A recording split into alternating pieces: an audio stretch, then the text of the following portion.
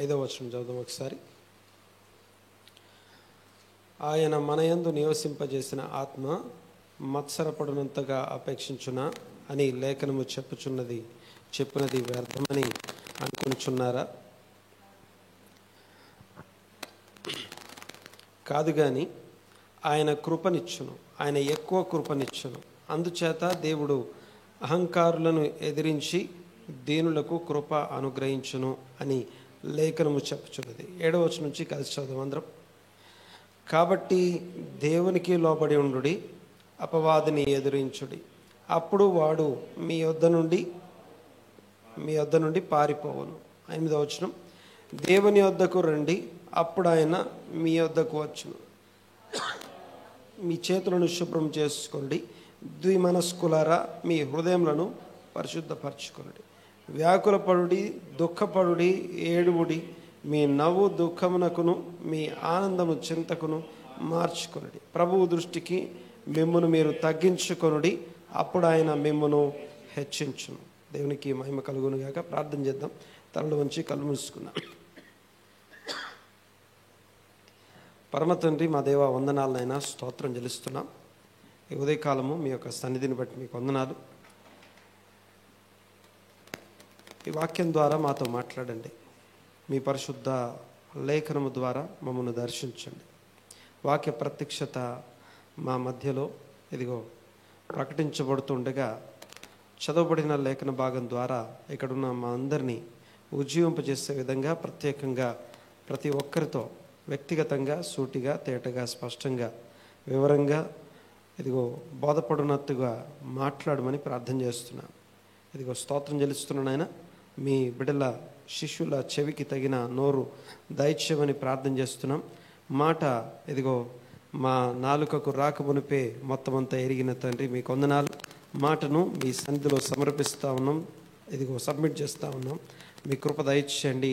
ఇదిగో వినవలసిన మాటలు, వినదగిన మాటలు వినవలసిన విధంగా విని మీరు కోరుకున్న జీవితంలోనికి మమ్మల్ని నడిపించమని క్రీస్తు గొప్ప నామున స్తుతించి ఆరాధించి ఈ ప్రార్థన అడిగి వేడుకొంచున్నాము తండ్రి. ఆమెన్. దేవునికి మహిమ కలుగునుగాక. హల్లెలూయా. ఒక్కసారి 2 చేతులు పైకెత్తి గట్టిగా దేవునికి స్తోత్రం చెల్లిద్దాం. చెప్పండి గట్టిగా. సౌండే రాలేదు. ఇంకోసారి గట్టిగా హల్లెలూయా. రైట్. దేవునికి మహిమ. ఈ సమయంలో కొన్ని మాటలు మనం ఇక్కడ జ్ఞాపకం చేసుకుందాం. బైబిల్లో కొన్ని కండిషన్స్ ఉంటాయి. We call it conditions. Conditions అంటే నువ్వు ఇది చేస్తే నీకు ఇది చేయబడుతుంది, దాన్ని కండిషన్ అంట. అలాగే సో కండిషన్స్ అంటే అందులో ఇప్పుడు చదివిన దాంట్లో 7వ వచనం నుంచి 10వ వచనం దాకా ఉన్నటువంటి వచనాల్లో ఎన్ని మాటలు అక్కడ ఎన్ని మాటలు అలాగున్నాయో చెప్పగలరా? కండిషన్. నువ్వు చేస్తే నీకు ఇది చేయబడుతుంది, నీకు చేస్తారు అన్ని మాటలు. చూసి చెప్పండి ఒకసారి త్వరగా.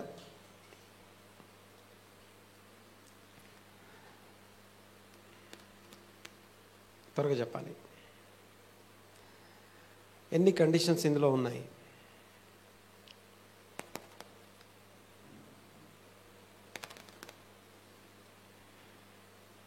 ఎన్ని కండిషన్స్ అందులో ఉన్నాయి చెప్పాలి త్వరగా.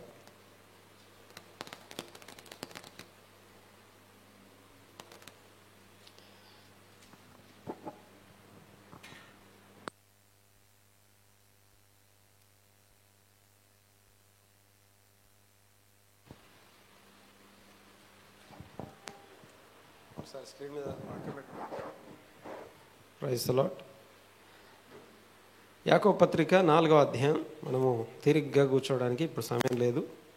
త్వరగా చెప్పండి. 4వ అధ్యాయం, యాకోబు పత్రిక 4వ అధ్యాయం 7వ వచనం నుంచి 10వ వచనం దాకా చదువుకున్నాం. అందులో ఎన్ని కండిషన్స్ ఉన్నాయి, ఏ ఏ కండిషన్స్ కనపడుతున్నాయి మీకు? కండిషన్స్ అంటే అర్థమైందిగా, కండిషన్ అంటే అర్థమైందిగా. ఏంటది చెప్పండి. ఎన్ని ఉన్నాయి, ఏమేమి ఉన్నాయి మీకు కనిపించినాయి చెప్పండి ఫాస్ట్గా చెప్పండి. 7 ఉన్నాయి చెప్పండి. ఏంటేంటి? ఫాస్ట్గా చెప్పాలి.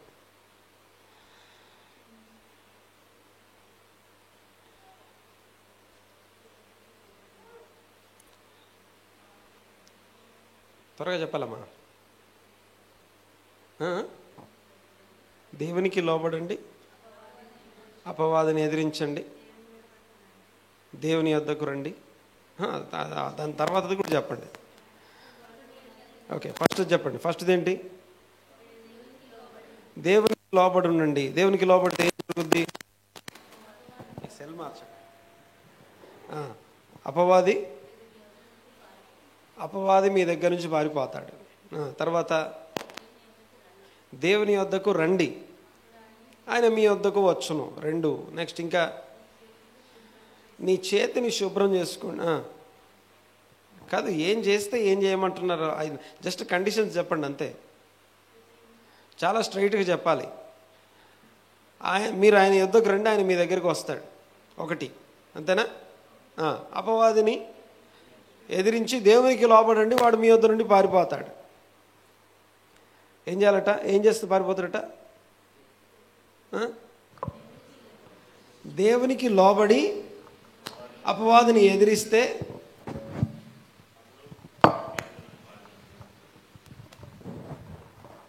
ఎస్, ఓకే, దేవునికి స్తోత్రం కలుగునుగాక. మరొకసారి, 1, దేవునికి లోబడాలి, అపవాదిని ఎదిరించాలి. అది చేస్తే ఏం జరుగుద్ది? అపవాది పారిపోతాడు. అపవాదిని వెళ్ళగొట్టడం ఎలా? దయ్యాన్ని వెళ్ళగొట్టడం ఎలా? అపవాదిని వెళ్ళగొట్టడం ఎలా? చెప్పాలి. ఏం చేయాలి? ఫస్ట్ దేవునికి లోబడాలి. గట్టిగా అరిస్తే పోదు, గట్టిగా ఏడిస్తే పోదు. ఏం చేస్తే? దేవునికి లోబడాలి. దేవునికి లోబడడం అంటే అర్థం ఏంటి?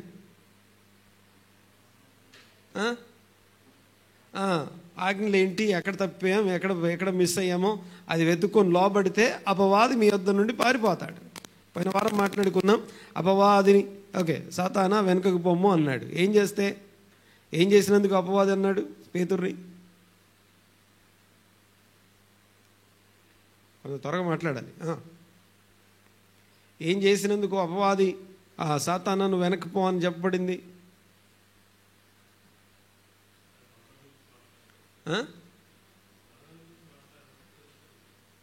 ఆయన మరణం గురించి మాట్లాడేందుకు. నేను అట్లా చెప్పలేదు. మనుషులు ఆలోచించినట్టు ఆలోచించినందుకు, మనుష్య పద్ధతులు, మనుష్య విధానాలు ఆలోచించినందుకు అపవాది సాతానా వెనకకి బొమ్మ అన్నాడు. దేవుని సంగతులు మలిచిపోయినప్పుడు అపవాది సాతానుడు నువ్వు వెనక్కి పో అని చెప్పబడింది. అర్థమవుతుంది కదా? రైట్, చూడండి ఒకసారి. రైట్, ఇదంతా మన టాపిక్ కాదు.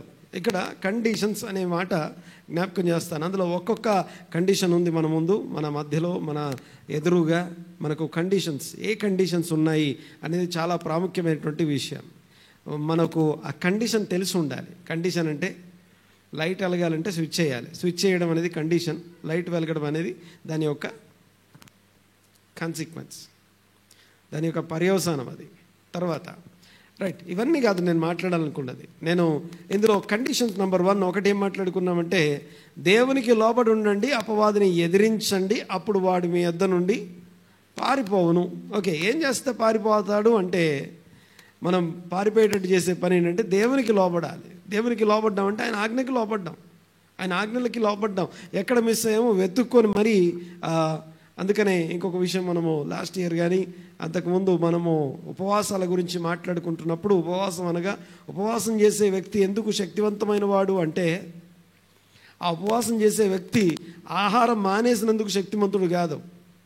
ఆ ఉపవాసం చేసే వ్యక్తి తన సోల్ని దేవుని సన్నిధిలో కుమ్మరిస్తూ ఉన్నాడు కాబట్టి, తను రిపెంటెన్స్ కింద ఉన్నాడు కాబట్టి, తను ఇదిగో నేను పాపిని, ఇదిగో నా దోషములు ఇవి అని తను ఒప్పుకోవడమే కాక ఇతరుల పాపాలు కూడా తన మీద వేసుకొని ఒప్పుకుంటున్నాడు కనుక ఆ వ్యక్తి ఏమవుతాడు? గట్టిగానండి, ఎక్కడున్నారు అందరూ? ఆ వ్యక్తి ఏమవుతాడు అనండి గట్టిగా? శక్తిమంతుడు. రైట్. తర్వాత ఒక మనిషి యొక్క శక్తి అది. ఎలాగ మనం శక్తివంతులం అవుతామంటే దేవునికి లోబడాలి, అపవాదిని ఎదిరించాలి.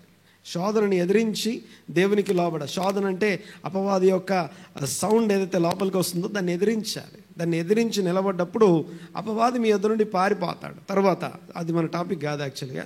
తర్వాత చూడండి ఒకసారి. నెక్స్ట్ రెండోది ఏముంది అక్కడ? రెండోది ఏం చెప్పారు? సెకండ్ కండిషన్ గట్టిగా చెప్పాలి. దేవుని యొద్దకు రండి, ఆయన మీ యొద్దకు వచ్చును. దేవుని యొద్దకు నువ్వు రా, తర్వాత ఆయన నీ దగ్గరికి వస్తాడు. సో కండిషన్ అది. నువ్వు దేవుని యొద్దకు రా, నువ్వు ఉన్న పందుల మంద గుంపు దగ్గరికి ఆయన రాడు, తండ్రి రాడు. అర్థమవుతుంది నేను మాట్లాడేది? పందులు పందుల్ని మేపుకుంటూ పందులు తినే ఆహారం తినాలి అనుకునేవాడు ఎవరైతే ఉన్నారో ఆ ప్లేస్ దాకా తండ్రి ఏం రాడు. కానీ దినదినము నూతన వాత్సల్యం కలిగి రోజుకి క్రొత్త వాత్సల్యంతో ఈ రోజన్నా వస్తాడేమో అని ప్రేమతో మాత్రం ఎదురు చూస్తుంటాడు. ఓకే, ఎదురు చూస్తూ ఉంటాడు. బట్ కండిషన్ ఏంటంటే యూ హ్యావ్ టు కమ్. దేవుని యొద్దకు మీరు రండి, ఆయన మీ యొద్దకు అనండి గట్టిగా. దేవుని యొద్దకు మీరు వస్తే మీ యొద్దకు ఆయన వస్తాడు. తర్వాత ఇంకేం చూస్తారు అందులో? ఇంకేం కనిపించింది? ఓన్లీ కండిషన్ చెప్పండి అంతే, స్ట్రైట్గా ఉండాలి కండిషన్. ప్రభు దృష్టికి మిమ్మల్ని మీరు తగ్గించుకోండి, అప్పుడు మీరు హెచ్చింపబడతారు. చెప్పాలి గట్టిగా, మరొకసారి చెప్పండి అందరూ గట్టిగా. ప్రభు దృష్టికి, ఓకే, ఏది నువ్వు అనుకునే తగ్గింపు కాదు, ప్రపంచం చెప్పే తగ్గింపు కాదు. ప్రభు దృష్టికి మిమ్మల్ని మీరు తగ్గించుకోండి, అప్పుడు మీరు హెచ్చింపబడతారు. ఎన్ని కండిషన్స్ అయ్యాయి మొత్తం? సో ఇలాంటివి మీకు బైబిల్లో ఇంకెక్కడన్నా ఏమైనా ఉన్నాయా? ఇంకేమన్నా తెలుసా మీకు? క్షమించుడి క్షమించబడతారు అనండి గట్టిగా. ఓకే, ఇలాంటి పదాలు, ఇలాంటి కండిషన్స్ అనేవి బైబిల్లో మనకి. ఇంకోటి, ప్రభు యొద్దకు, దేవుని యొద్దకు మీరు రండి, అప్పుడు ఆయన మీ యొద్దకు వచ్చును. సేమ్ ఇదే మాట మనకి ఎక్కడ కనిపిస్తుంది అంటే, మీరు దేవుని తట్టు తిరగండి, అప్పుడు ఆయన గట్టిగా రండి గట్టిగా. మీరు దేవుని తట్టు తిరగండి, అప్పుడు ఆయన మీ తట్టు తిరుగును. ఇలాంటి పదాలు చూసే ఉంటాం. సరే, ఈ సమయంలో నేను కొన్ని మాటలు మీకు జ్ఞాపకం చేస్తాను. మొదటిగా గమనించండి ఒకసారి.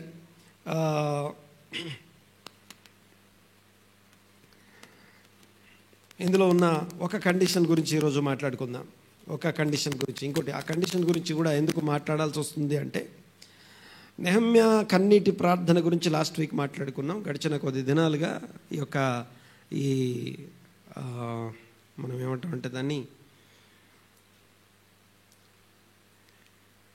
ప్రార్థన గురించి మాట్లాడుకుంటా ఉన్నాం.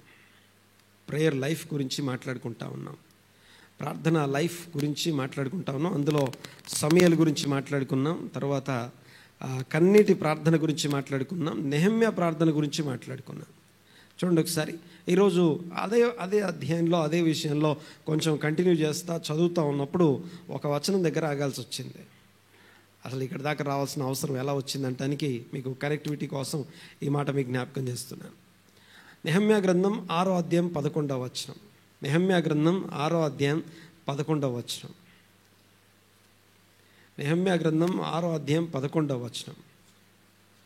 నేను నా వంటి వాడు పారిపోవచ్చునా? ఇంతవాడనైనా నేను నా ప్రాణమును రక్షించుకొనుటకైనను. చాలు, ఒక్కసారి ఆ మాటని మళ్ళీ చూడండి ఒకసారి.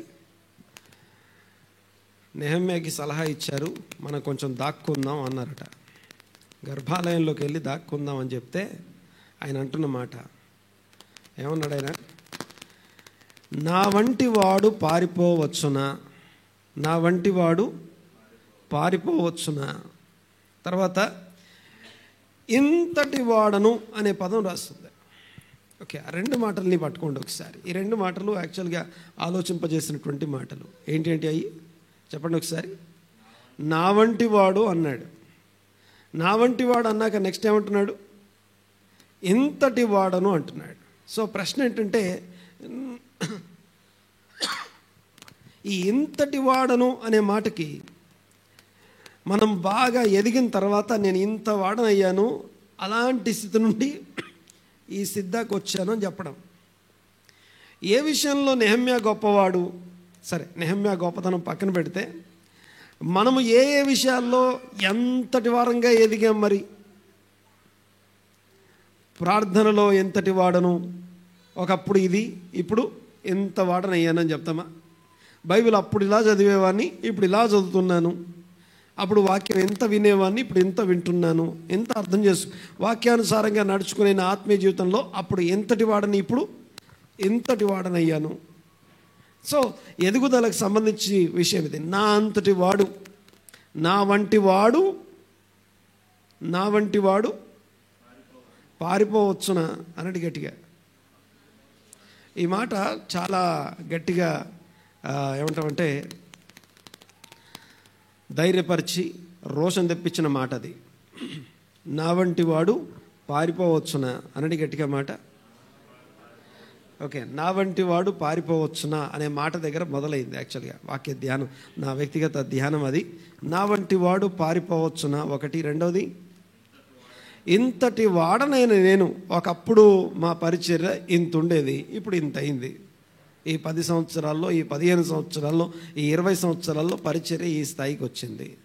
ఒకప్పుడు ఇంతటి వాడను, ఇప్పుడు ఇంతటి వాడనం అయ్యాము.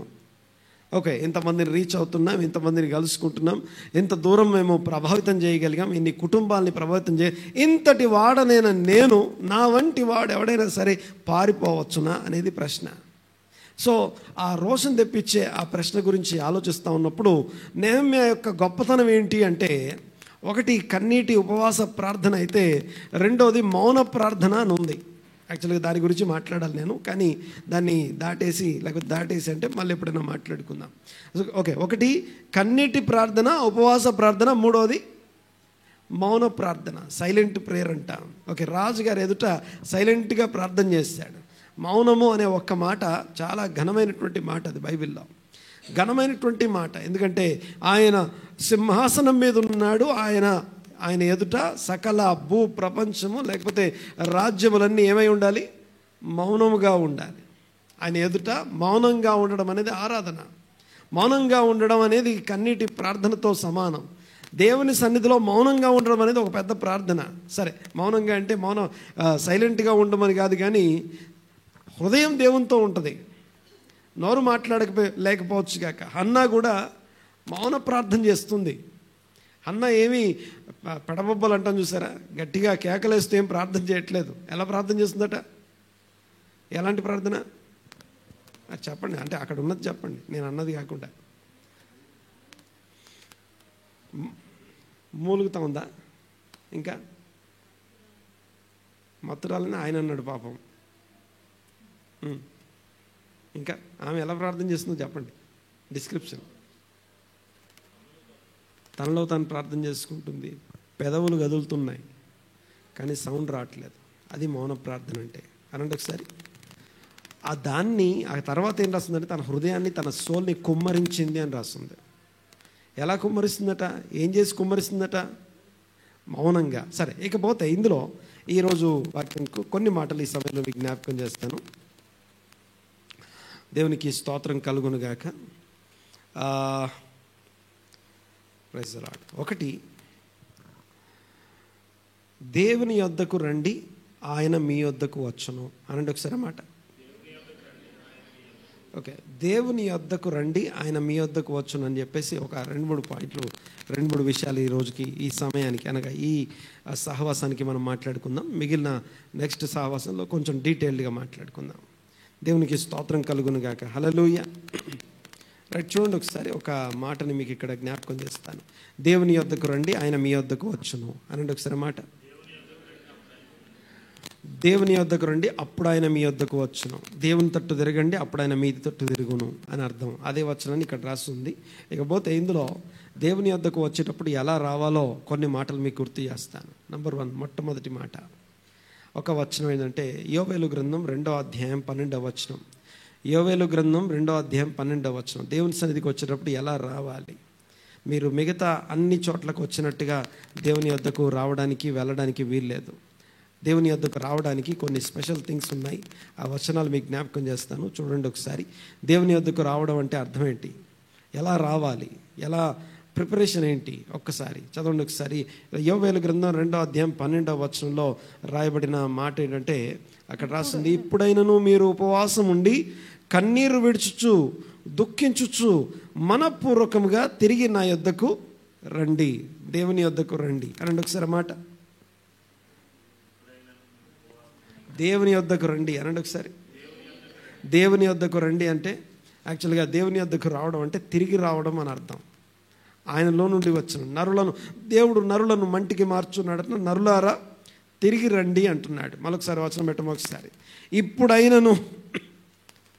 ఇప్పుడైనను ఉపవాసముండి కన్నీరు విడుచుచు దుఃఖించుచు మనస్ఫూర్తిగా దేవుని యొద్దకు తిరిగి రండి. దేవుని యొద్దకు తిరిగి రండి. దేవునికి స్తోత్రం. ఎందుకని ఏడుస్తూ రావాలి, దుఃఖపడుతూ రావాలి? మన స్థితి దేవుని సన్నిధిలో బట్టి జ్ఞాపకం చేసుకున్న ప్రతిసారి ఏడవకుండా ఉండలేము. దేవునికి స్తోత్రం కలుగును గాక. దైవ చిత్తానుసారమైన దుఃఖం సంతోషం కలిగించే దుఃఖం అది దేవుని యందు ఆనందించడం అంటే, దేవుని వాక్యమునందు ఆనందించడం అంటే ఏదో జోక్స్ని బట్టి నవ్వుతూ ఉండే జోక్ ఆ సంతోషం కాదు. సంతోషంగా ఉండండి అంటే ఆ సంతోషం గురించి ఇక్కడ మాట్లాడలేదు. కానీ ప్రభువునందు ఆనందించుట అంటే అర్థం ఏంటంటే, దేవుని వాక్యము నన్ను సరిచేస్తున్నప్పుడు అది నాకు దుఃఖం కలిగించినా అది నాకు సంతోషమే కలిగిస్తుంది. దేవునికి స్తోత్రం కలుగును గాక. పోయిన వారం మాట్లాడుకున్నాం మనం దీని గురించి. దైవ చిత్తానుసారమైన దుఃఖము రక్షణార్థమైన మారు మనస్సును కలుగజేయను. ఇకనైనను ఇప్పుడైనను ఉపవాసం ఉండి కన్నీరు విడుచు దుఃఖించుచు మనస్ఫూర్తిగా. ఏమేమి ఉన్నాయి అక్కడ? దేవుని యొద్దకు రండి, అప్పుడు ఆయన గట్టిగానండి మరొకసారి. దేవుని యొద్దకు రండి, అప్పుడు ఆయన మీ యొద్దకు వచ్చును. ఓకే, ఇప్పుడైనను ఇంత దాకా వచ్చింది, ఇంత పరిస్థితి వచ్చింది. ఇదిగో చూడండి ఒకసారి. ఆ తప్పిన కుమారుడు వెళ్ళిపోతా ఉన్నాడు, తీసుకొని వెళ్ళిపోయాడు, దూరదేశం వెళ్ళిపోయాడు, దూరంగా వెళ్ళిపోయాం. ఆ ఉన్న అన్నీ అయిపోయాయి, దుర్వ్యాపారం చేత అన్నీ అయిపోయాయి. అన్నీ అయిపోయిన తర్వాత తినడానికి తిండి లేదు. తిండి లేనప్పుడు ఏం చేశారంటే, ఆ ప్రాంతంలో ఉన్నటువంటి ఇది ఒక యూద రబ్బీ ఒక యూదులతో వాక్యం చెప్పేటప్పుడు ఆ ప్రతి మాట, ప్రతి వర్డ్ మనం చూసే విధానం వేరు, అక్కడ చూడబడే విధానం వేరు. పంది అనే పేరు వచ్చినప్పుడంతా కూడా ఒక విషయం గుర్తుపెట్టుకోవాలి. పంది అనే పేరు ఎప్పుడొచ్చినా సరే బైబిల్లో పందిని అపవిత్రమైనటువంటి జీవిగా గుర్తిస్తాం. ఎందుకు అపవిత్రమైనది అంటే, పంది ఎందుకు అపవిత్రమైనది అంటే నువ్వు అనుకునేది వేరు, బైబిల్ చెప్పేది వేరు. ఓకే, బాగా గమనించండి ఒకసారి. బైబిల్లో ఏమని రాస్తుందంటే, ఏదైనా ఒక జంతువు లేకపోతే ఒక తినదగినటువంటిది తినదగంది అని నిర్ణయించే దేన్ని బట్టి అంటే దాని ఇంటర్నల్ అండ్ ఎక్స్టర్నల్ శాంక్టిటీని బట్టి, ఇంటర్నల్ అండ్ ఎక్స్టర్నల్ సపరేషన్ని బట్టి. అంటే అది నెమరి వేసేది అయి ఉండాలి. అదేం చేయాలి? నెమరి వేయడం అనేది ఇంటర్నల్. అది నెమరి వేయడం అనేది లోపల పొట్టలు సపరేట్ అయితే నెమరి వేయగలుగుతుంది. లోపల కడుపులో సపరేషన్ ఉంటే అదేం చేస్తుందంటే నెమరి వేస్తుంది. ఆహారాన్ని తీసుకొని మరలా బయటికి తెచ్చుకొని నెమరి వేస్తుంది. అలా నెమరి వేసే వాటిని పవిత్రమైనది. ఇది ఏమంటాం? ఏ పవిత్రత ఇది? అంతరంగ పవిత్రత. అది ఎక్స్టర్నల్ పవిత్రత ఏంటి మరి? దాని యొక్క పాదాలు, దాని యొక్క డెక్కలు అంటాం, అవి రెండుగా చీల్చబడి ఉండాలి. ఈ బయట కనిపించే సపరేషన్ లోపల ఈ రెండు ఉంటే దాన్ని తినదగినది, పవిత్రమైనదిగా ఎంచబడుతుంది. Inside and outside sanctity కలిగినటువంటి వారు ఇశ్రాయేలు ప్రజలు, వారిని పరిశుద్ధులు అని పిలుస్తారు. వీళ్ళుగాక అన్యజనుల గురించి మాట్లాడబడుతుంది. ఈ యొక్క పంది అనే పదానికి, పంది అనే మాటకి బైబిల్ యొక్క ఉద్దేశం ఏంటంటే, a person who is sanctified externally. ఎవరిని పందులని పిలుస్తున్నాడంటే, పంది అనే మాటకి లేకపోతే బైబిల్ డెఫినేషన్ ఏంటంటే, శాంక్టిఫైడ్ ఎక్స్టర్నల్లీ. దాని యొక్క కాలి యొక్క డెక్కలు రెండుగా చీల్చబడి ఉంటాయి, కానీ లోపల శాంక్టిటీ ఉండదు. ఓకే, ఈ విషయాన్ని లేవియాకాండం 11వ అధ్యాయం వివరిస్తూ ఉంది. ఆ వివరించేటప్పుడు ఎలా చెప్పబడుతుందంటే, ఒకటి గమనించండి ఒకసారి. ముందే చెప్పేటప్పుడు ఆ రెండింటిని వివరించిన తర్వాత వాటికి సంబంధించిన ఏమంటామంటే ఎగ్జాంపుల్స్ చెప్పడం చూసేటప్పుడు ఉదాహరణకి నెమరు వేసే జీవుల లిస్ట్ రాసి ఉంటుంది. ఓకే, నెమరు వేసే జీవులు ఉదాహరణకి ఒంటె నెమరు వేస్తుంది, కానీ దాని కాలి డెక్కలు చీల్చబడి లేవట. అంటే శాంక్టిటీ లోపల ఉందా, బయట ఉందా? లోపల పవిత్రత కలిగి ఉంది, కానీ బయట లేదు. ఓకే, అది దాని గురించి కొంచెం పాజిటివ్గా చెప్పి, లేకపోతే ఇది కూడా మీకు అపవిత్రమే అని చెప్పి దాని తర్వాత ర్యాబిట్ గురించి మాట్లాడి దాని తర్వాత నెక్స్ట్ పంది గురించి మాట్లాడి, అంటే అప్పటిదాకా ఎగ్జాంపుల్స్ అన్నీ కూడా ఇంటర్నల్గా శాంక్టిటీ ఉండి ఎక్స్టర్నల్గా శాంక్టిటీ లేని జంతువుల గురించి మాట్లాడబడుతుంది. లిస్ట్ ఎగ్జాంపుల్ చెప్పి లాస్ట్కి వచ్చేసరికి పంది గురించి వస్తాయి. ఆ పంది గురించి వచ్చేసరికి ఏమని చెప్పబడుతుందంటే ఇది బయటికి పరిశుద్ధతను చూపిస్తుంది, బయటికి పరిశుద్ధతని ప్రజెంట్ చేస్తుంది, కానీ లోపల పరిశుద్ధత లేదు అని అర్థం. చూడండి ఒకసారి, నా పాయింట్ ఏంటంటే ఈ యొక్క అలాంటి బయటికి పరిశుద్ధత లోపల పరిశుద్ధత లేనటువంటి ఆ వ్యక్తుల మధ్య జీవించే ఆ సహవాసంలో ఉన్నటువంటి వ్యక్తిని, ఓకే, అక్కడి దాకా నీ దాకా తండ్రి రాడు, కానీ అక్కడి నుంచి నువ్వు బయటికి రావాలి. ఏమని రావాలి, ఎలా రావాలి? ఒకటి, తిరిగి రావాలి. తిరిగి రావడం అంటే నీవు ఆయన యొద్దకు వస్తే ఆయన నీ యొద్దకు వస్తాడు. దేవుని యొద్దకు మనం వస్తే దేవుడు మన యొద్దకు వస్తాడు. నువ్వు ఉన్నటువంటి ఆ ప్లేస్ దాకా దేవుడు రాడు. ఈ విషయాన్ని గుర్తుపెట్టుకోవాలి. ఈ యొక్క తండ్రి యొక్క ప్రేమ, తండ్రి యొక్క వాత్సల్యత దినదినమునకు నూతనంగా పుడుతుంది. రోజు ఎదురు చూస్తాడు. ఆయన బయలుదేరి వస్తున్నప్పుడు ఆ యొక్క ఓకే బుద్ధి వచ్చినప్పుడు, మారు మనసు పొందినప్పుడు ఆ యొక్క ఏమంటామంటే ఎంత కంపున్నా ఎంత చత్తున్నా ఎలాంటి పరిస్థితుల్లో ఉన్నా సరే మీదపడి ముద్దాడుతాడేమో, కానీ ఉన్న ప్లేస్కి మాత్రం ఆయన రాడు. మీరు ఆయన యొద్దకు వస్తే ఆయన మీ యొద్దకు వస్తాడు. దేవునికి స్తోత్రం. అంటే ఇక్కడ దేని గురించి మాట్లాడబడుతుంది అంటే తప్పని కుమారుని యొక్క ఆ యొక్క స్టోరీ యొక్క ఉద్దేశంలో తండ్రి యొద్దకు మనం రావడం అంటే శాంక్టిటీ. పైన శాంక్టిటీ వేరు, లోపల శాంక్టిటీ వేరు. లోపల శాంక్టిటీ దేన్ని సూచిస్తుంది? దేన్ని బట్టి చెప్తున్నాం లోపల శాంక్టిటీ అని? నెమరు వేయడం అనండి ఒకసారి మాట. నెమరు వేయడం అంటే వాక్యము పైన కాదు, లోపల దాకా వెళ్ళాలి. లోపల దాకా వెళ్ళి అది మెడిటేట్ చేయబడుతున్నప్పుడు అప్పుడు లోపల శాంక్టిటీ ఉంటుంది. ఆ శాంక్టిటీని బట్టి మనం అక్కడి నుంచి బయటికి వస్తున్నాం అని అర్థం. తండ్రి వద్దకు వస్తున్నాం. ఏమనుంది?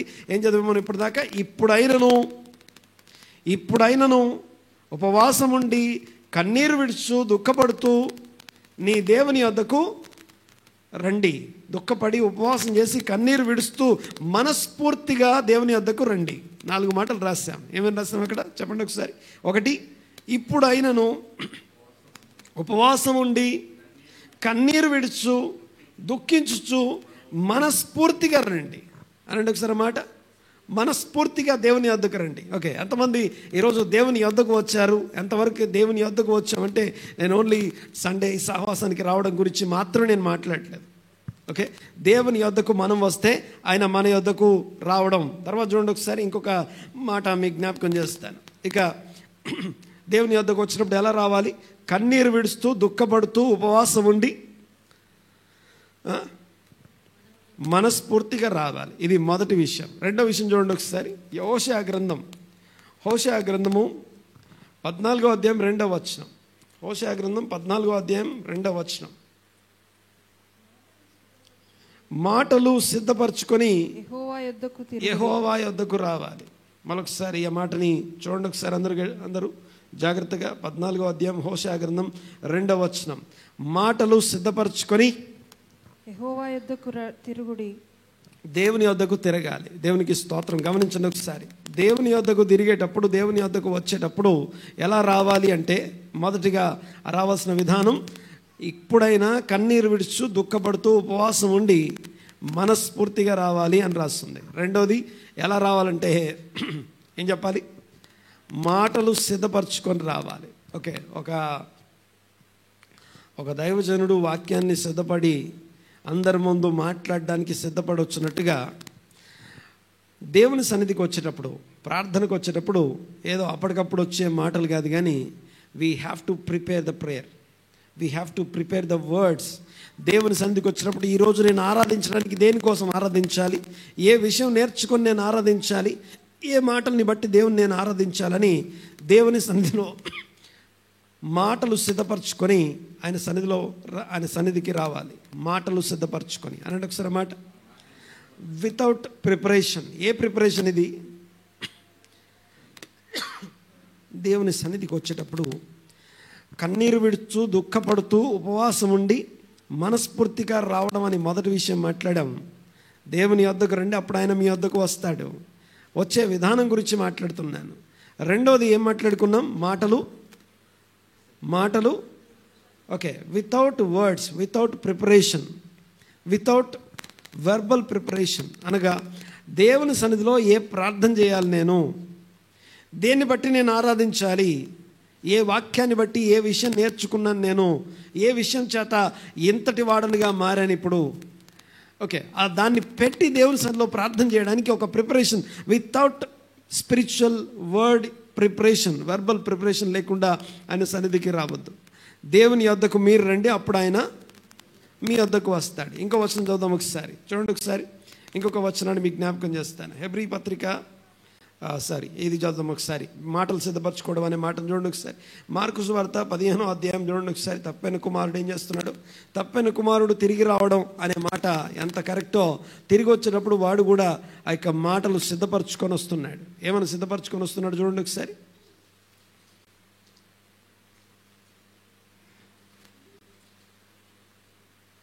తప్పైన కుమారుడు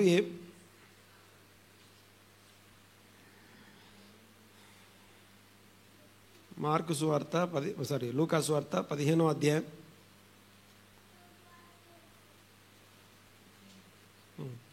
17-18 వచనాలు.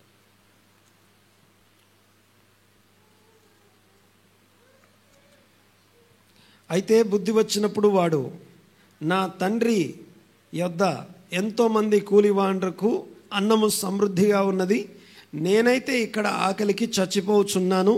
తర్వాత, నేను లేచి నా తండ్రి యొద్దకు వెళ్ళి ఏమంటానో చూడండి ఒకసారి. తండ్రి, నేను పరలోకమునకు విరోధముగాను నీ ఎదుటను పాపం చేసి తిని. ఒకసారి ఆ మాటలు చెప్పండి ఒకసారి అందరూ నాతో పాటు. తండ్రి, నేను పరలోకమునకు విరోధముగాను నీ ఎదుటను పాపం చేసి తిని. బాగా వినాలి ఒకసారి. తండ్రి దగ్గరికి వచ్చినప్పుడు, ఒక ఫిజికల్ ఫాదర్ దగ్గరికి వచ్చేటప్పుడు, బయాలజికల్ ఫాదర్ దగ్గరికి వచ్చేటప్పుడు ఆయన మాట్లాడుతూ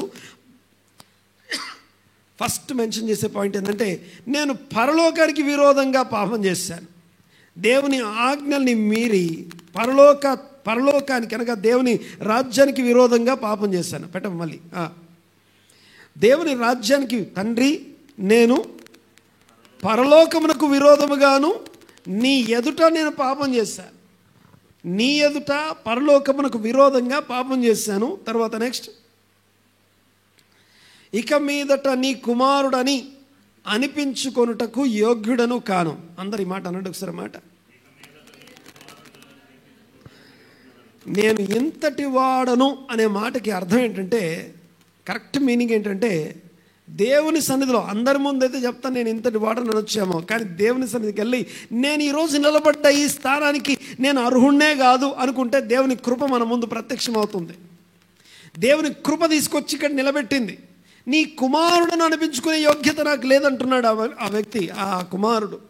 నేను నీ కుమారుడు అనిపించుకున్నటకు యోగ్యుడను కాను. నేను నీ కుమారుణ్ణే కాదు, నీ కుమారుని అనిపించుకునే పరిస్థితి నాకు లేదు. తర్వాత చదవండి ఒకసారి. తండ్రి, పరలోకానికి విరోధంగాను, తర్వాత నీ ఎదుట పాపం చేశాను. 2, ఇక మీదట నీ కుమారుడని అనిపించుకొనుటకి యోగ్యత లేదు. అంతకు ముందు పరిస్థితికి బుద్ధి రావడం అంటే అర్థం ఏంటి? అసలు బుద్ధి రావడం అంటే అర్థం ఏంటి? అంతకుముందేమో నేను కుమారునయ్యాను కాబట్టి, నేను నీ కుమారుని కాబట్టి, నేను కుమారుని కాబట్టి నాకు రావాల్సింది రాకి అంటాడు. ఈ కుమారుడై ఉండడాన్ని తను దాన్ని ఎట్లంటే గ్రేట్గా తీసుకోవడమే కాకుండా దానివల్ల రావాల్సిన బెనిఫిట్స్ని కోరుకుంటున్నాడు. ఇప్పుడేమంటున్నాడంటే, నేను నీ కుమారుడు అనిపించుకుంటే యోగ్యుడని కాదు. ఇవి మనం సిద్ధపరచుకోవాల్సిన మాటలు. ఇదిగో దేవా, నాకు ఒక ఉద్యోగం ఇచ్చావు, ఆ ఉద్యోగంలో ఉండదగిన అర్హత నాకుందా? దేవా, నాకు చిన్న వ్యాపారం ఇచ్చావు, ఆ వ్యాపారం చేసే అర్హత నాకుందా? ఆత్మీయంగా నాకు పొజిషన్ ఇచ్చావు, 2-3 లీడ్ చేసే పొజిషన్ ఇచ్చావు, ఆ 2-3 లీడ్ చేసే అర్హత నాకుందా? నేను అనిపించుకోవడానికి, నిలబడ్డానికి యోగ్యుడను కాదు అని మాటలు సిద్ధపరచుకొని రావాలి దేవుని సన్నిధికి. ఇవి కన్నీటితో దేవుని సన్నిధికి రావడానికి సహాయం చేస్తాయి. చూడండి ఒకసారి. తండ్రి, నేను పరలోకానికి విరోధంగా నీ ఎదుట పాపం చేశాను. 1, 2. నెక్స్ట్ ఏమంటున్నాడు? ఇక మీదట నీ కుమారుడు అనిపించుకొనుటకు, మళ్ళీ పెట్టం ఒకసారి, నీ కుమారుడు అనిపించుకొనుటకు యోగ్యుడను కాను. తర్వాత, నన్ను నీ కూలి వారిలో ఒకరిగా పెట్టుకొనుమని అతనితో చెప్పుదును అనుకొని మాటలు సిద్ధపరచుకొని బయలుదేరాడు.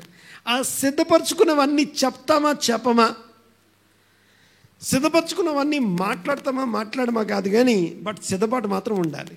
వితౌట్ వర్బల్ ప్రిపరేషన్ అనగా ఏ మాట మాట్లాడాలి, నేను ఏ మాట దేవుని సన్నిధిలో మాట్లాడాలి, దేవుని ఎదుట పరలోకపు తండ్రికి విరోధంగా ఏం పాపం చేశానో ఒప్పుకోవడానికి రావాలి. దేవుని సన్నిధికి మనము దేవుని యొద్దకు వస్తే ఆయన మన యొద్దకు వస్తాడు అన్నాడు. ఒకసారి మాట, దేవుడు మన యొద్దకు వస్తాడు అన్నాడు. ఒకసారి మీకు విషయం చెప్తాను చూడండి. ఒకసారి దేవుడు మన యొద్దకు రావడం అంటే అర్థం ఏంటి? అసలు దేవుడు వస్తే ఎలా ఉంటుందో మీకు కొన్ని విషయాలు మీకు జ్ఞాపకం చేస్తాను. దేవాది దేవుడు తన యొక్క స్వరూపాన్ని, తన స్థానాన్ని విడిచిపెట్టి ఒక ఏమంటామంటే ఒక సాధారణమైనటువంటి మానవ స్వరూపం ధరించుకొని దాసుని పోలికగా పుట్టి మరణం పొందినంతగా తన్ను తాను తగ్గించుకొని, శిలువ మరణం పొందినంతగా తగ్గించుకొని భూమి మీదకి వచ్చాడు. దేవుడు వస్తే ఏమవుతుంది? ఆయన వచ్చాడు. చూడండి ఒకసారి ఆయన వచ్చిన విధానాన్ని మీకు జ్ఞాపకం చేస్తాను. ఆయన వస్తే ఏమవుతుందో తెలుసా? నంబర్ 1, ఉదాహరణకి ఆ మరణం గురించి మాట్లాడేటప్పుడు ఏమేం చెప్పాను నేను? దేవుని స్వరూపాన్ని విడిచిపెట్టి మనుషుల పోలికగా పుట్టి దాసుని స్వరూపం ధరించుకొని మరణం పొందినంతగా తగ్గించుకొని, అందులోనూ అత్యంత దారుణమైన భయంకరమైన శిలువ. యేసుప్రభు శిలువను ఎక్కక ముందు వరకు కొన్ని అపశకునాలు అంటాం కదా. కలలో శిలువ కనిపించింది. కలలో ఏది? యేసుప్రభు శిలువ ఎక్కక ముందు శిలువ ఏంటి? ఒక అపశకునం.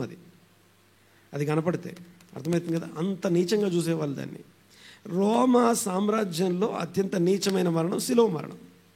దాదాపుగా యేసుప్రభు 6 గంటలు ఆ శిలువ మీద వేలాడి చనిపోయారు. ఆయన వచ్చి శిలువ మీద వేలాడినందుకు ఆ శిలువకి ఈ రోజుకి విలువ వచ్చింది.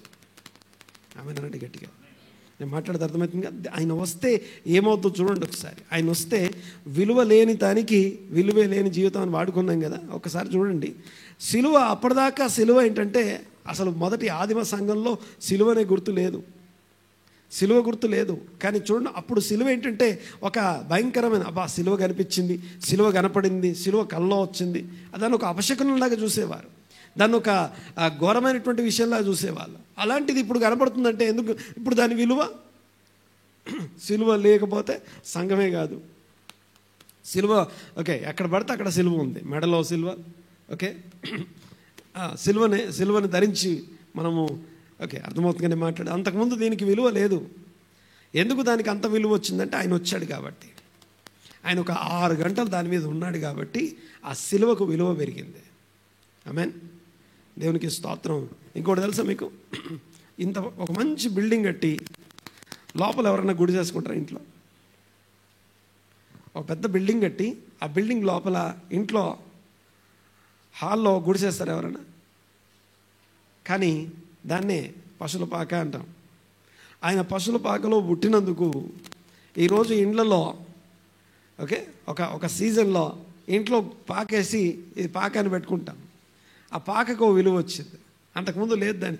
అది మా ఇంట్లో ఎవరన్నా గుడిసేస్తారా? మళ్ళీ పాకేస్తారా? కానీ ఇప్పుడు వేస్తారు.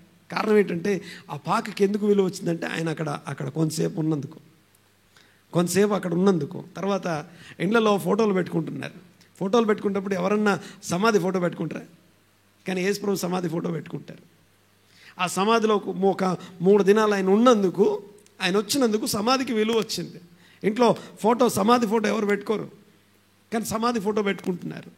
సో విలువ ఎలా పెరిగింది అంటే ఆయన వచ్చాడు కాబట్టి విలువ పెరిగింది. ఆమెనండి గట్టిగా. సో మీరు ఆయన యొద్దకు రండి, అప్పుడు ఆయన మీ యొద్దకు వచ్చును. ఆయన వస్తే ఎలా ఉంటుందంటే ఇలాగుంటుంది. ఆయన వస్తే నీ విలువ మారుద్ది. ఆ విలువ రావాలి అంటే ముందు మనం ఆయన దగ్గరికి రావాలి. ఎలా రావాలి? ఎలా రావాలి? ఫస్ట్ ఏం మాట్లాడుకున్నాం? ఎలా రావాలి? ఇప్పుడైనను కన్నీరు విడుచు ఉపవాసం ఉండి దుఃఖపడుచు మనస్ఫూర్తిగా మనస్ఫూర్తిగా దేవుని యొద్దకు తిరిగి రండి. ఒకటి. రెండోది ఏం మాట్లాడుకున్నాం? మాటలు సిద్ధపరచుకొని వెర్బల్గా ప్రిపేర్ అయి రావాలి. ఓకే, ఊరికనే వచ్చేసామంటే వచ్చేసామని కాదు. We have to prepare verbally. ఒక వర్డ్స్ ప్రిపేర్ చేసుకొని, దేవా ఈరోజు నీ సంఘానికి వస్తున్నాను, సంఘంలో అసలు సంఘంలో ఓ చిన్న పాత్ర, ఓ చిన్న భాగం నేనైనా నాకు అంత అర్హత ఉందా? సంఘంలో ఆ లాస్ట్ చైర్లో కూర్చునే అర్హత నాకు ఉందా? నాకు లేదు కదా. ఈ పరిశుద్ధుల సమాజంలో నేను ఉండదగినంత. వచ్చేటప్పుడు ఎలా వస్తామంటే చాలా తల పైకెత్తుకొని వస్తా. చాలా తప్పది, అర్థమవుతుందిగా నేను మాట్లాడి. తలెత్తుకొని అందరు పాపులు నేనే పరిశుద్ధుణ్ణి అని వస్తే నువ్వు దేవుని వద్దకు రావట్లే, దేవుడు నీ దగ్గరికి రాడు. అర్థమవుతుందిగా నేను మాట్లాడేది. చూడండి ఒకసారి, మీరు దేవుని వద్దకు రండి, అప్పుడు ఆయన మీ వద్దకు వచ్చున్నాం. ఓకే, సో ఆయన ఎక్కడికి వస్తే దానికి విలువ పెరుగుతుంది. ఆయన ఒక గాడిదను కొంతసేపు ఎక్కినందుకు గాడిదకి విలువ వచ్చింది. అర్థమవుతుందిగా నేను మాట్లాడేది. తర్వాత మీరు ఏ విషయాన్ని తీసుకోండి, ప్రతిదానికి విలువ పెరిగింది. ముళ్ళ కిరీటానికి విలువ పెరిగింది. ముళ్ళకి ఎవరన్నా విలువ ఇస్తారా? కానీ ముళ్ళ కిరీటం ఫోటో పెట్టుకుంటారు. ముళ్ళ కంప ఎవరన్నా పూల ఫోటోలు పెట్టుకుంటారు, కానీ ముళ్ళ కిరీటం ఫోటో పెట్టుకుంటారా? ఇప్పుడు పెట్టుకుంటాం, అప్పుడు పెట్టుకో. కారణం ఏంటంటే ఆయన వచ్చాడు కాబట్టి. రైట్. తర్వాత చూడండి ఒకసారి. ఇక దేవుని వద్దకు వచ్చే విషయాలు ఇంకొక 2 విషయాలు మీకు జ్ఞాపకం చేస్తా. మార్కు సువార్త 10వ అధ్యాయం 50వ వచనం. మార్కు సువార్త 10వ అధ్యాయం 50వ వచనం. అంతటా వాడు బట్టను పారవేసి దిగ్గున లేచి యేసునొద్దకు వచ్చెను. యేసు, నేను నీకేమి చేయగోరుచున్నావని. చాలు ఒక్కసారి చూడండి ఒకసారి. వాడు దిగ్గున లేచి అనండి గట్టిగా. ఎందుకు? ఆయన యొద్దకు వచ్చే పరిస్థితి, పద్ధతి, ఆయన యొద్దకు వచ్చే పద్ధతి రాస్తున్నాడు. పిలవగానే వాడు దిగ్గున లేచి, వాడు బట్టను పారవేసి, అంతటా వాడు బట్టను పారవేసి దిగ్గున లేచి యేసు యొద్దకు వచ్చాను. ఆ బట్టను పారవేయడం అంటే ఏం మాట్లాడుకున్నాం మనం? ఏం బట్టది? ఆ క్లాత్ ఉంటేనే అక్కడ కూర్చొని అడుక్కోవడానికి ఉంటుంది, లైసెన్స్ అది. దేవుని యొద్దకు వచ్చేటప్పుడు ఎలా రావాలంటే, మూడో విషయం ఏంటంటే, నేను ఇలా వెళ్తున్నాను, మళ్ళీ ఇలా రాను అని రావాలి. అర్థమైందా? ఎలా రావాలి? ఆ బట్ట పేరు ఏం పేరు అంటే లైసెన్స్. అది దేనికి లైసెన్సు? అడుక్కోవడానికి లైసెన్స్. ఇదిగో నేను ఇప్పటిదాకా భిక్షం అడుక్కున్నాను, ఇక నాకు దీంతో పని లేదని బట్టను పారవేసి, అప్పటిదాకా వాడికి భోజనం పెట్టింది అది, అప్పటిదాకా వాడి యొక్క జీవనోపాధి అది, కానీ ఇక నాకు అవసరం లేదు. దావీదు కుమారుడా నన్ను దాటిపోకయ్యా, దావీదు కుమారుడా నన్ను రక్షించు, నన్ను దాటిపోకయ్యా అని చెప్పేసి దేవుని సన్నిధికి వచ్చేటప్పుడు ఎలా రావాలి అనే విషయాన్ని మాట్లాడుతున్నాను. చూడండి ఒకసారి. దేవుని సన్నిధికి వచ్చేటప్పుడు ఆ బట్టను పారవేసి దిగ్గున లేచి, బట్టను మడతపెట్టి జాగ్రత్త చేసి రావడానికి, బట్టను విసిరి పారేసి రావడానికి తేడా ఏంటి? మీకేమర్థమైంది? బట్టను మడతపెట్టి జాగ్రత్తగా చేసుకుని, ఒకవేళ నేను ఆయన దగ్గరికి వెళ్తున్నాను, స్వస్థత పొంది గుడ్డివాడనై ఉన్నటువంటి నేను చూపు పొందుకొని వస్తే వెళ్ళండి, గుడ్. లేదంటే మళ్ళీ ఈ బట్టని పరుచుకొని మళ్ళీ కూర్చోవచ్చు. దాన్ని బట్టను మడుచుకోవడం అంటాం. బట్టను పారవేయడం అంటే ఫుల్ ఆఫ్ కాన్ఫిడెన్స్. నేను ఎలా వెళ్తున్నానో అలా రాను అనే కాన్ఫిడెన్స్తో రావడం. అలాగే వెళ్ళి అలాగే వస్తాం అనుకొని రావడం కాదు. ఇప్పుడు ఆయనను కన్నీరు విడుచు దుఃఖపడుతూ ఉపవాసం ఉండి మనస్ఫూర్తిగా రండి. 1, 2 మాటలు సిద్ధపరచుకొని రండి. 3 విత్ యాంటిసిపేషన్, ఒక ఎక్స్పెక్టేషన్, నేను మారి బయటికి వస్తాననే విశ్వాసంతో రావాలి. దేవునికి స్తోత్రం. దీన్నే యాక్చువల్గా హెబ్రీ పత్రిక 11వ అధ్యాయం చూడండి ఒకసారి, 5-6 వచనాలు. హెబ్రీ పత్రిక 11వ అధ్యాయం 5-6 వచనాలు. ఆయన దగ్గరికి వచ్చేటప్పుడు ఎలా రావాలో ఇంకో మాట చూద్దాం. అక్కడ దేవుని యొద్దకు రండి, అప్పుడు ఆయన మీ యొద్దకు వచ్చును. తర్వాత విశ్వాసమును బట్టి హనోకు మరణమును చూడకుండునట్లు కొనిపోబడెను. అతడు కొనిపోబడక మునుపు దేవునికి ఇష్టుడై ఉండెనని సాక్ష్యము పొందెను. కాగా దేవుడు అతన్ని కొనిపోయెను. విశ్వాసము లేకుండా దేవునికి ఇష్టుడై ఉండుట అసాధ్యము. దేవుని యొద్దకు వచ్చువాడు ఆయన ఉన్నాడనియు తన్ను వెదకు వారికి ఫలము దయచేవాడనియు నమ్మవలెను. Faith, expectation, anticipation. ఒక ఆశతో రావాలి. మూడవ విషయం మనం మాట్లాడుకుంటున్నాం. 2 వచనాలు కూడా మూడవ విషయానికి యాడ్ చేసి చూడండి ఒకసారి. ఎందుకు పారవేసి వస్తున్నాడు అంటే, మాటలు సిద్ధపరచుకొని వచ్చేది ఎందుకు, తర్వాత ఆ బట్టను పారవేయడం అంటే అర్థం ఏంటి? దేవుని యొద్దకు వచ్చువాడు. ఓకే, దీని గురించి కొంచెం వినండి ఒకసారి. 1, గుడ్ ఒపీనియన్ ఆఫ్ గాడ్ అనండి ఒకసారి. ఓకే, దేవుని యొద్దకు వచ్చినప్పుడు ఎలాంటి ఒపీనియన్తో రావాలి? గుడ్ ఒపీనియన్తో రావాలి. ఆ గుడ్ ఒపీనియన్ని దేవుడు ఉన్నాడనియు తనను వెదకు వారికి ఫలము దయచేయవాడు అనే గుడ్ ఒపీనియన్తో రావాలి. దాన్నే యాంటిసిపేషన్, ఎక్స్పెక్టేషన్ అంటాం. అనగా ఆశతో రావాలి, విశ్వాసంతో రావాలి. దీన్నే విశ్వాసంతో దేవుని సన్నిధికి రావడం అని కూడా అంటాం. ఎక్స్పెక్టేషన్తో రావాలి, ఆశపడుతూ రావాలి. చూడండి ఒకసారి. దాన్ని అలా రావడం కోసం తన బట్టను పారవేసి, ఇక ఈ బట్ట నాకు అవసరం లేదు. ఎందుకంటే ఇంకోటి తెలుసా మీకు, దీన్ని లైసెన్స్ అని చెప్పాను కదా, అడుక్కోవడానికి లైసెన్స్లు అవి.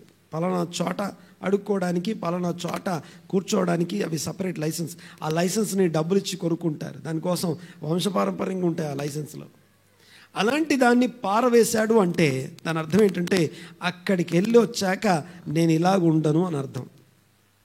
అక్కడికి వెళ్ళొచ్చాక నేను ఇలాగే ఉండను. నేను లోపలికి వెళ్ళేటప్పుడు ఎలా ఉంటానో దేవుని యొద్దకు వెళ్ళిన తర్వాత మళ్ళీ అలాగే రాను అని అర్థం. దేవునికి స్తోత్రం కలుగునుగాక. సో ఈ 3 విషయాల మీద మన దృష్టి పెట్టి మనం కొద్దిసేపు ప్రార్థన చేద్దాం. మొదటిగా ఏం చెప్పాను నేను? దేవుని యొద్దకు వచ్చేటప్పుడు ఎలా రావాలి? ఇప్పుడైనను ఉపవాసం ఉండి కన్నీరు విడుచు దుఃఖపడుతూ రావాలి, మనస్ఫూర్తిగా రావాలని మాట్లాడుకున్నాం. రెండోది ఏం మాట్లాడుకున్నాం? మాటలు సిద్ధపరచుకొని రావాలి ఆయన సన్నిధిలో. ఇంకొకటి తెలుసా, మాటలు సిద్ధపరచుకోవడం అంటే విస్తరించి గట్టిగా లాంగ్వేజ్ గట్టిగా మాట్లాడమని కాదు. అది మంచి పదాలు సిద్ధపరచుకోమని కాదు, జాగ్రత్తగా రమ్మని అర్థం. దేవుడు సింహాసనం మీద ఉన్నాడు, నువ్వు భూమి ఆయన పాదపీఠం మీద ఉన్నావు. నీ మాటలు కొద్దిగా ఉండాలి, నీ మాటలు మితంగా ఉండాలి. ఓకే, నీకున్న సమయం కొంచెమే, అందులోనే నీ ప్రజెంటేషన్ చేయాలి. నువ్వేంటో చెప్పేయాలి. నీకేం కావాలో నీకు కొంచెమే సమయం. దేవుడు సింహాసనం మీద ఉన్నాడు, మనము ఆయన పాదపీఠం మీద ఉన్నాం. నీ మాటలు కొద్దిగా ఉండవలను. దేవునికి స్తోత్రం కలుగునుగాక. హల్లెలూయా. తర్వాత చూడండి ఒకసారి, ఇక 3వ విషయం మాట్లాడుకున్నాం. 1,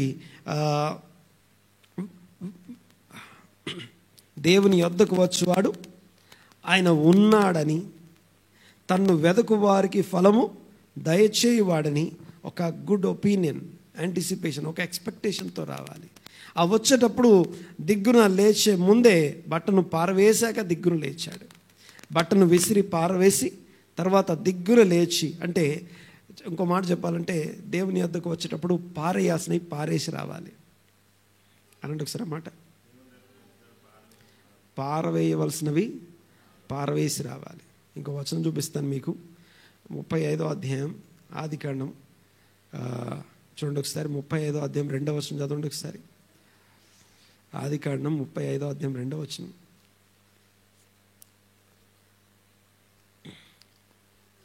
యాకోబు తన ఇంటి వారితో తన యొద్దనున్న వారందరితో, మీ యొద్దనున్న అన్యదేవతలను పారవేసి మిమ్మును మీరు శుచి పరుచుకొని మీ వస్త్రములను మార్చుకొనుడి.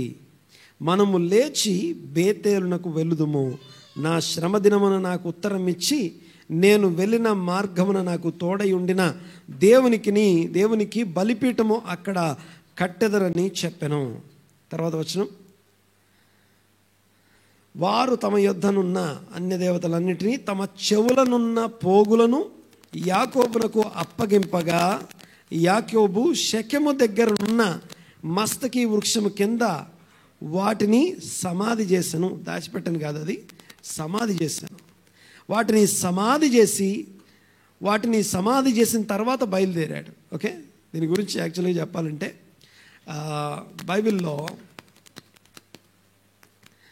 ఆర్నమెంట్స్ అంటాంగా, వెండి బంగారాలు. ఆర్నమెంట్స్ గురించి మాట్లాడాలి అంటే ఒక మాట చెప్పేసి నేను క్లోజ్ చేస్తాను. అన్నం వస్త్రం అనండి ఒకసారి, అనండి గట్టిగా. అన్నం వస్త్రం తప్ప మనకు కొన్ని డినామినేషన్ తెలుసు మనకి, వాళ్ళు ఏది కూడా ధరించరు. ఓకే, తగుమాత్రపు వస్త్రధారణ అనే మాటని, లేకపోతే అన్నం వస్త్రం తప్ప ఇంకేం అవసరం లేదు అని చెప్తారు.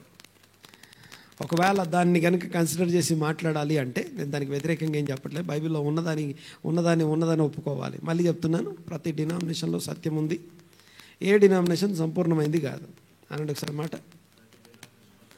సత్యం ఉంది, ఏ డినామినేషన్ సంపూర్ణమైంది కాదు. ఒక్కసారి ఈ మాటని అర్థం చేసుకోవడానికి ప్రయత్నం చేద్దాం. చాలా వచనాలు ఉన్నాయి.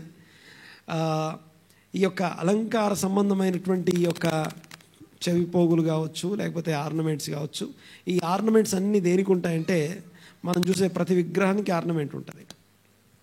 ఓకే, వాళ్ళు ఏం చేశారట, శుచి చేసుకున్నారని రాస్తుంది. వారిని శుద్ధి చేసుకున్నారు, క్లెన్స్ చేసుకున్నారు అని రాస్తుంది. ఆ క్లెన్స్ చేసుకోవడం అంటే అర్థం ఏంటంటే అవన్నీ తీసేయడం అని అర్థం. ఓకే, అర్థమైంది కానీ మాట్లాడింది. వాటన్నిటిని వదిలేసి ఎక్కడికి వస్తున్నారు వీళ్ళు అనండి గట్టిగా. దేవుని వద్దకు వస్తున్నారు, దేవుని ఇంటికి వస్తున్నారు. ఎవరు? ఈ పోయేటప్పుడు యాకోబు ఒక్కడే పోయాడు. ఇప్పుడు యాకోబు ఫ్యామిలీ, యాకోబు పిల్లలు, యాకోబు యొక్క మందలు, యాకోబు యొక్క పరివారం, యాకోబుకు సంబంధించిన వాళ్ళందరూ వస్తున్నారు. వాళ్ళందరిని ఆయన తీసుకురావాలి. తీసుకొచ్చేటప్పుడు వాళ్ళు పడేసి పాతి పెట్టి రావాలి. అలా కాకుండా అలాగే రావడానికి కుదరదు. అర్థమవుతుంది నేను మాట్లాడేది. పారవేసి వచ్చాడు అనే మాటకి అందులో ఎక్స్పెక్టేషన్ ఉంది. శుద్ధిపరచుకొని పరిశుద్ధపరచుకొని రావడం అని అర్థం. వదిలేయాల్సినవి వదిలేయడం, లేదా పారవేసి రావడం అని అర్థం. అందరం లేచి పెడదాం ఒకసారి.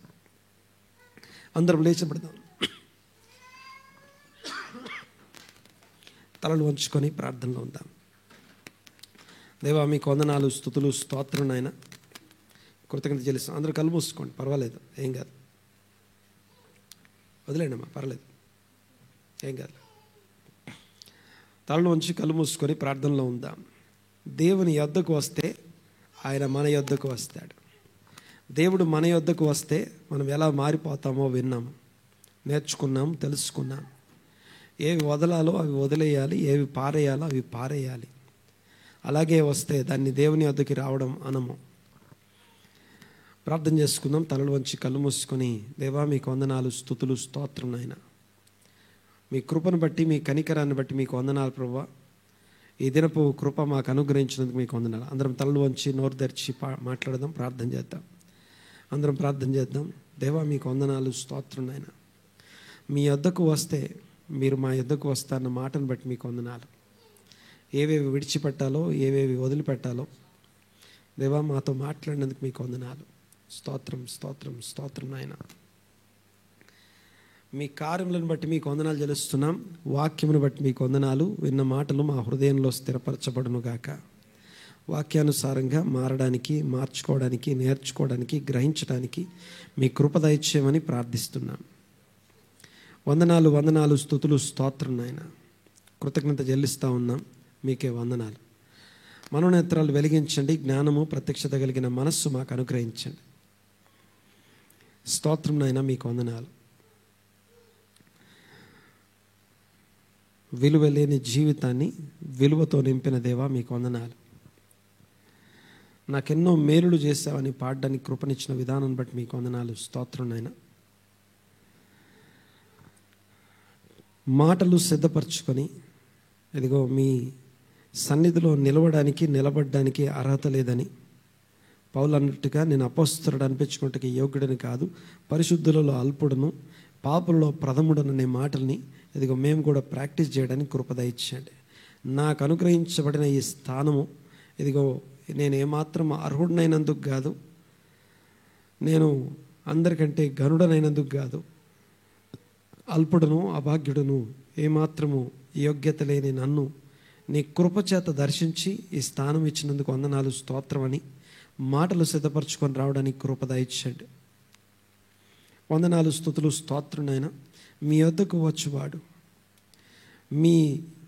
యొద్దకు వచ్చువాడు మీరు ఉన్నారని మిమ్మల్ని వెదుకు వారికి ఫలము దయచేవారని ఇదిగో నమ్మి రావాలన్న మాటను బట్టి మీకు వందనాలు. స్తోత్రం నాయన, మీకే వందనాలు. ఇదిగో ప్రత్యేకంగా మాటలు సిద్ధపరచుకొని ఉపవాసం ఉండి కన్నీరు విడుచు రావాలి అన్న మాటను బట్టి మీకు వందనాలు. దేవునికి లోబడండి, అపవాదిని ఎదిరించండి, అప్పుడు వాడు మీ వద్ద నుండి పారిపోవనన్నారు. దాన్ని బట్టి మీకు వందనాలు. దేవుని దృష్టికి మిమ్మల్ని మీరు తగ్గించుకోండి, అప్పుడు మీరు హెచ్చింపబడతారన్నారు. మాటను బట్టి మీకు వందనాలు. తగ్గించబడిన ప్రతి ఒక్కరిని బట్టి స్తుతులు స్తోత్రం చెల్లిస్తున్నాను. మీ ఘన కార్యాలు, మహత్కార్యాలు, సూచక్రియలు, అద్భుతాలని బట్టి మీకు వందనాలు. స్తోత్రము స్తోత్రము స్తోత్రం నాయన, మీకే వందనాలు. మనోనేత్రాలు వెలిగించు, ఇదిగో జ్ఞాన ప్రత్యక్షత కలిగిన హృదయం చేత ప్రతి ఒక్కరిని నింపమని ప్రార్థన చేస్తున్నాం. అందరం నోరు తెరిచి ప్రార్థన చేద్దాం. ఒక్కసారి దేవా, మీ వద్దకు వస్తున్నాం నాయన, ఒక్కసారి సహాయం చేయండి. మీ వద్దకు మేము రావడానికి కృపనిచ్చారు. ఇదిగో యెహోవా దొరుకు కాలంలో వెదకండి అన్న మాటను బట్టి మీకు వందనాలు, స్తోత్రం నాయన. ఇదిగో మేము మా కన్నీళ్లతోనూ మా యొక్క ఉపవాసంతో మీ సన్నిధికి వస్తుండగా ఇదిగో మా ఉపవాసాన్ని, మా కన్నీళ్లను అంగీకరించమని ప్రార్థన చేస్తున్నాం. మా దుఃఖమును, ఇదిగో భారభరితమైనటువంటి హృదయాలను, ఇదిగో దుఃఖముతో ఉన్నటువంటి వారిని ఓదార్చి ఇదిగో నెమ్మది కలుగజేసి సంతోష వస్త్రము ధరింపజేస్తారన్న మీ మాటను బట్టి మీకు వందనాలు. వందనాలు, స్తుతులు, స్తోత్రం నాయన. ఏవి విడిచి పారవేసి దిగ్గున లేచి మమ్మల్ని బంధించి ఉంచినటువంటి విషయాల్ని షేక్ చేసుకొని ఇదిగో మేము యేసు యొద్దకు వచ్చి నిలబడ్డాడన్న మాటను బట్టి మీ సన్నిధికి వచ్చి నిలబడ్డానికి కృప దయచేయండి అయ్యా. వందనాలు, స్తుతులు, స్తోత్రం చెల్లిస్తున్నా. ఏకీపించిన వారందరి యొక్క వ్యక్తిగత పరిస్థితులు ఎరిగిన దేవా మీకు వందనాలు. ఎలా వచ్చామో అలాగే వెళ్లకుండా మీ కృప చేత ఒక్కొక్కరిని దర్శించమని ప్రార్థన చేస్తున్నాం. మీ కార్యములు జరిగించమని ప్రార్థన చేస్తున్నాం. ఘనత, మహిమ, ప్రభావం మీకే ఆరోపిస్తున్నానైనా క్రీస్తు గొప్ప నామమున ఏకీపించిన వారందరినీ దీవించండి, ఆశీర్వదించండి. తగిన కృప చేత వారిని నింపమని వేడుకుంటూ ఈ సమయంలో మేము విన్న వాక్యాన్ని బట్టి ఇదిగో మేము చేయబోయే విశ్వాస క్రియలను బట్టి స్తోత్రం చెల్లిస్తున్నాం. కేవలం వినువారం మాత్రమే గాక మమ్మల్ని పరీక్షించుకొని అద్దంలో మమ్మల్ని మేము చూసుకున్నట్టుగా మార్చుకొని నేర్చుకోవాల్సినటువంటి నేర్చుకొని అవలంబించాల్సినటువంటి అవలంబించి వదిలిపెట్టవలసినటువంటి వదిలిపెట్టి ఇదిగో ఏవి పారేయాలో వాటిని పారేసి, ఏవి పాతి పెట్టాలో వాటిని పాతిపెట్టి తిరిగి దిగ్గున లేవడానికి, పునరుత్థానము శక్తిని పొందుకోవడానికి మాకు కృప దయచేయమని ప్రార్థిస్తున్నాం. శక్తి దయచేయమని ప్రార్థిస్తున్నాం నాయన. ఇదిగో స్తోత్రం చెల్లిస్తున్నాం. చేయగలిగిన శక్తిని, సామర్థ్యాన్ని మాకు దయచేసిన దేవా మీకు వందనాలు. సామర్థ్యం కలుగజేయ దేవా మీకు వందనాలు, స్తోత్రం నాయన. ఇదిగో మీరు ఆకర్షించిన విధానాన్ని బట్టి మీకు వందనాలు. మీరు బోధపరిచి ఇదిగో అవగాహన కలుగునట్లుగా హృదయంలో తెరిచినందుకు వందనాలు, స్తోత్రం చెల్లిస్తున్నాం నాయన. మీరు కనులకు గుడ్డితనం కలుగజేస్తే వాళ్ళు ఎప్పుడు చూడలేరు. ఇదిగో మీరు కనుల గుడ్డితనం నుంచి విడుదల ఇస్తే ఇదిగో వారు ఎప్పుడు కూడా చూడకుండా ఉండలేరన్న మాటను బట్టి మీకు వందనాలు, స్తుతులు, స్తోత్రం నాయన. మీ కార్యములు సంఘం ఎడలా జరిగించండి. సంఘ కుటుంబాలను అంతకంతకు వర్ధల చేసి దీవించి ఆశీర్వదించి స్థిరపరచమని వేడుకుంటూ సమస్త ఘనత, మహిమ, ప్రభావం మీకే ఆరోపిస్తూ నజరేయుడైన యేసుక్రీస్తు నామమున స్తుతించి ఆరాధించి ప్రార్థన అడిగి వేడుకుంటున్నాము తండ్రి. ఆమేన్.